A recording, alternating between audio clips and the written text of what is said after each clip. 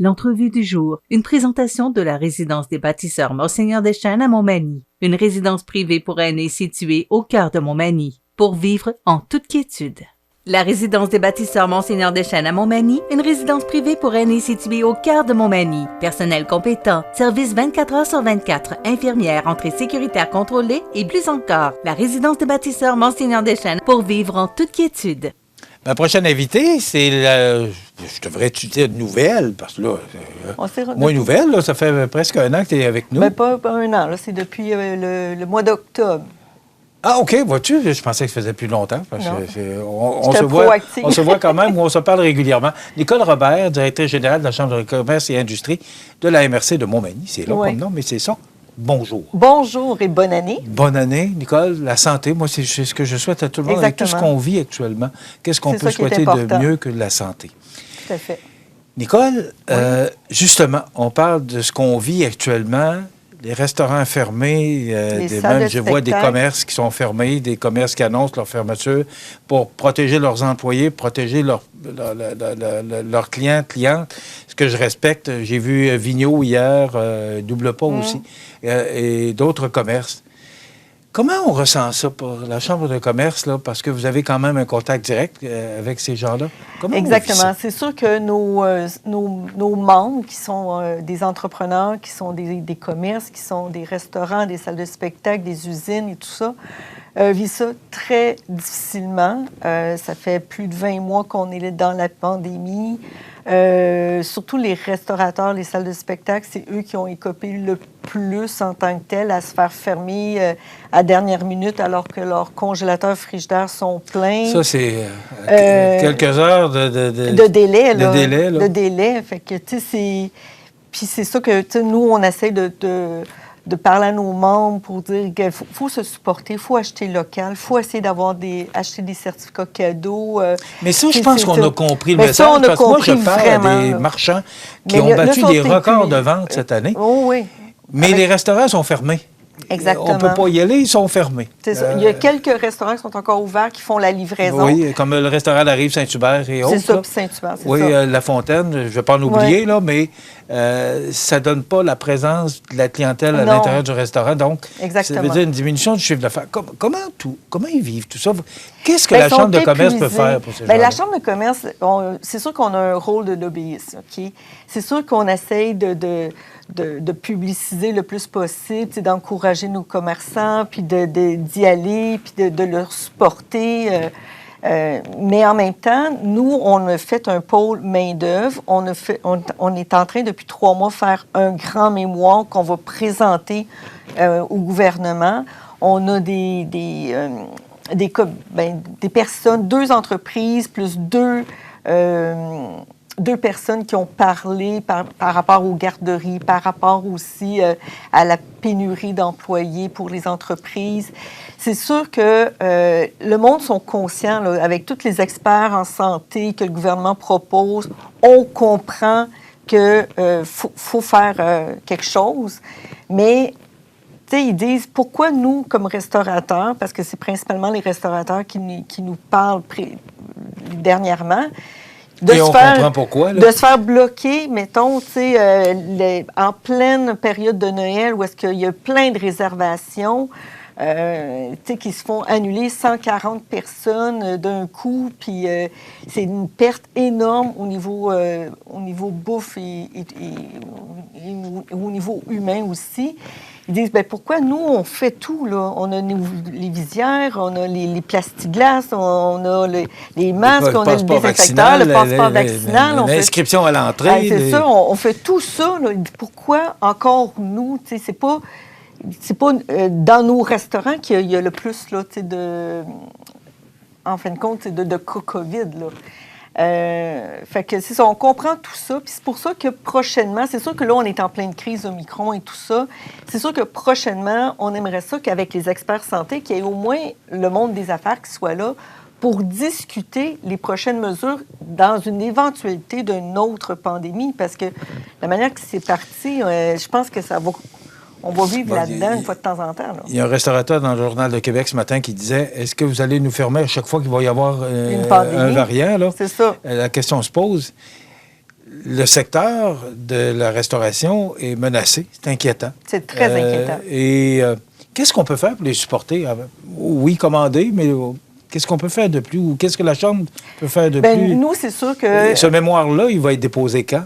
D'ici quelques semaines, là, on est en train de finaliser là, l'écriture du mémoire. Il y avait déjà eu une grande enquête faite par Mallette l'année passée, qui n'avait pas été encore publiée, mais qui est encore en pleine action là, présentement. Donc ça va être déposé, puis on va pousser vers les gouvernements en tant que lobbyistes aussi. Là, c'est ça qu'on peut faire pour essayer de aider. Nous, on mise beaucoup sur la pénurie d'employés. C'est sûr que c'était ça le gros créneau. Et là, on a la pénurie d'employés parce qu'il y en a plusieurs qui sont malades à cause de la COVID.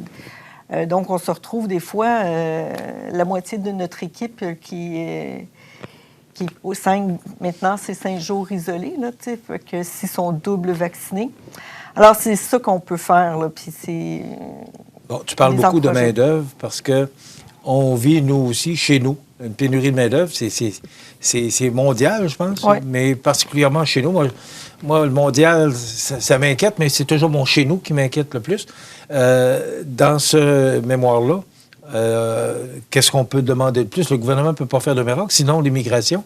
À peu près... il y a l'immigration, il y a aussi... Mais ça ne règle pas tous les problèmes. Non, ça ne règle pas... Mais c'est ça, nous, on mise sur 3 choses. C'est sûr que avoir des assouplissements fiscaux pour les personnes retraitées qui désirent faire quelques journées par semaine, ceux qui veulent faire du temps supplémentaire, ceux qui veulent revenir au travail ou faire 2 emplois. Présentement, ils sont pénalisés côté impôts. Une personne retraitée qui fait 3 jours semaine, il se fait couper d'1 journée et demie côté impôts. Il paye des rentes du Québec pareil alors qu'il en a payé toute sa vie. Fait que c'est ce côté-là qu'on voulait trouver. Puis c'est sûr qu'on a un côté garderie.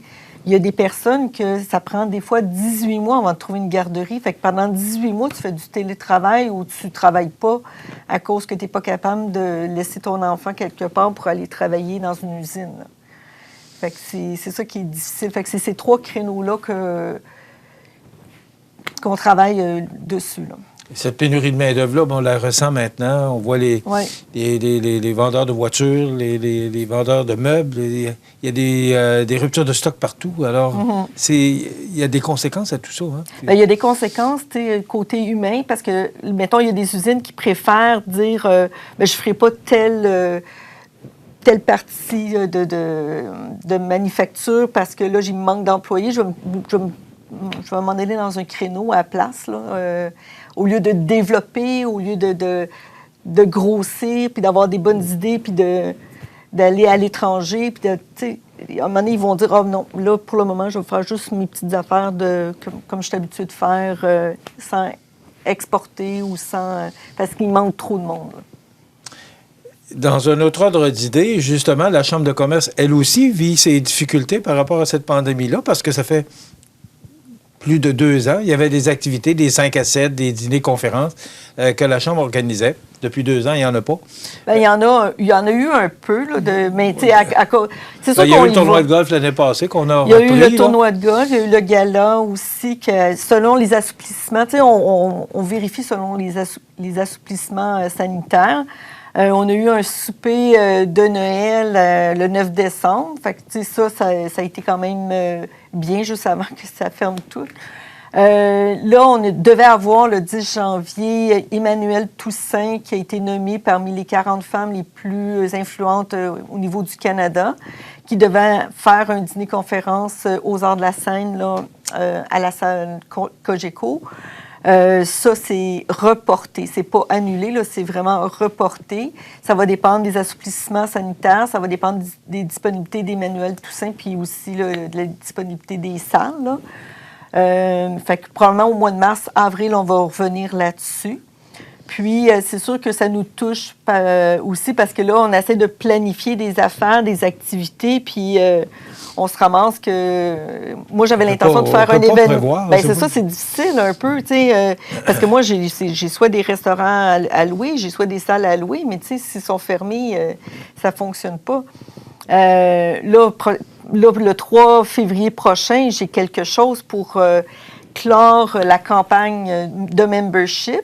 C'est déjà loué. J'ai déjà demandé au Bistrot La Fontaine de nous faire des petits repas. La salle aux Arts de la Seine est réservée. Mais si ça se poursuit, on n'a pas de boule de cristal, puis personne ne sait ce qui va se passer. On ne sait pas du tout. À date, c'est pas mal bloqué pour tout le mois de janvier. Le 3 février, c'est pas très, très loin.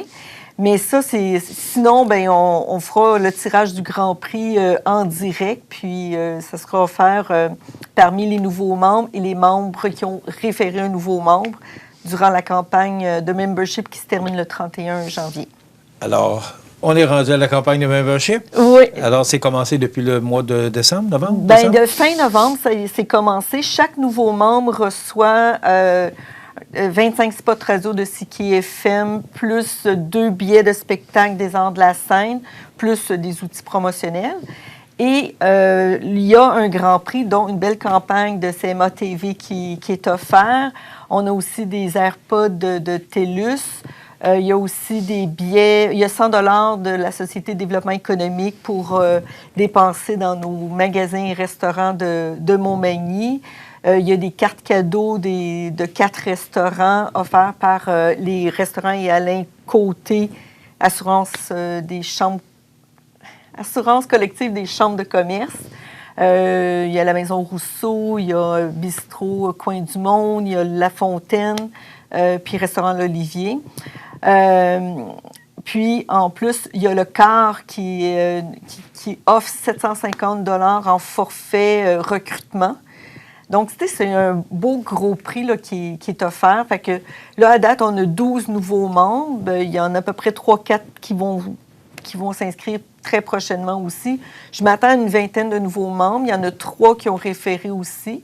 Fait que, donc, parmi ces personnes-là, le Grand Prix va être tiré. C'est un Grand Prix ou différents prix qui sont attribués? C'est un Grand Prix.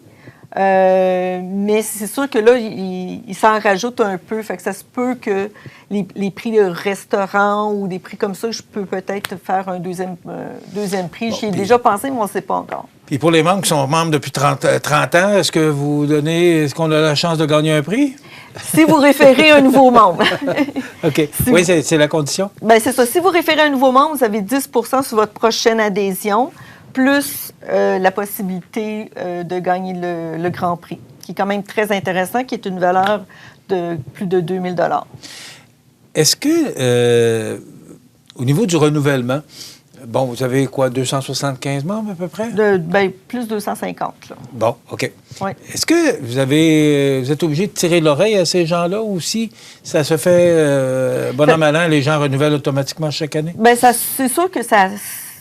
Il y en a comme certains restaurateurs ou certains hôtels avec la pandémie, il y a eu un peu plus de difficultés. Mais moi, dernièrement, j'ai fait la tournée des cartes de Noël. J'ai été me promener partout dans les MRC. J'ai été rencontrer les gens, me présenter aussi. Femme ambitieuse, parce que j'ai trouvé, quand tu m'as parlé de ça, que tu allais faire la tournée, parce que, bon, tu viens de Boucherville, ça fait un bout de temps, quand même un certain temps, tu es à Berthier-sur-Mer. Oui, ça fait 3 ans et demi. Mais tu voulais rencontrer tout le monde, et j'ai salué ton initiative. Et tu l'as fait. Oui. J'ai distribué plus de 200 cartes. J'en ai posté à peu 200 près... visites, ça, là. 200 visites, puis on a posté à peu près une centaine. Fait que j'ai été me promener jusqu'à Saint-Just-de-Bretonnière, Cap-Saint-Ignace, Berthier-sur-Mer, Saint-François, Saint-Pierre. Ça a dû t'apprécier? Ben oui, c'est le fun. Le monde, ils sont contents. Puis moi, en tout cas, j'ai vraiment trippé, là. C'était le fun. Puis en même temps, ça me permet de connaître tous les raccoins là, de la région de la MRC. Puis, Nicole, il reste quelques secondes. On s'attend à quoi là, pour l'adhésion, oui, le Grand Prix? Pour le reste d'ici au mois de juin, on ne peut pas... Bien, c'est sûr qu'on a notre AGA qui va être planifié au mois de mars. On va avoir 3 sièges disponibles sur le conseil d'administration minimum. Si ce n'est pas fait en présentiel, ça va être fait virtuel parce que c'est dans le coin du 23 mars. Sinon, j'essaie quand même de faire des événements, que ce soit virtuel ou non, au moins une fois par mois. On a des formations, on a l'économie circulaire qui s'en vient aussi avec la Fédération des chambres de commerce. Fait que j'essaie vraiment que ça soit... j'essaie d'être très proactive, d'être assez visible. le plus possible pour les membres, puis qui a donné des outils aux membres aussi pour les aider, que ce soit de la formation, que ce soit certaines subventions, que ce soit... parce qu'avec la Fédération des chambres de commerce, il y a possibilité d'avoir un stagiaire puis d'avoir plus de 1 000 de subventions là, en engageant un stagiaire. Fait que...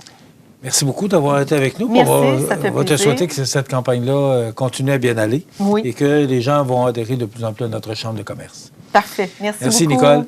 Nicole Robert, qui est directrice générale de la Chambre de commerce et industrie de la MRC de Montmagny.